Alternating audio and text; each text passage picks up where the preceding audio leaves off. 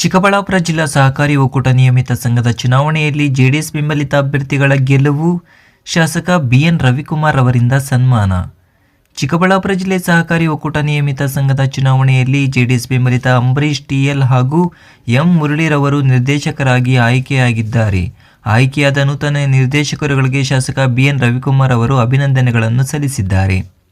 ಶಾಸಕರ ತಮ್ಮ ಗೃಹ ಕಚೇರಿಯಲ್ಲಿ ಭಾನುವಾರ ಆಯ್ಕೆಯಾದ ನಿರ್ದೇಶಕರುಗಳಿಗೆ ಸನ್ಮಾನ ಮಾಡಿದ್ದು, ಸಿಹಿ ಹಂಚಿ ಸಂಘವನ್ನು ಉತ್ತಮ ರೀತಿಯಲ್ಲಿ ನಿರ್ವಹಿಸಲು ಮತ್ತು ರೈತರಿಗೆ ನೆರವಾಗಲು ಸಲಹೆ ನೀಡಿದ್ದಾರೆ.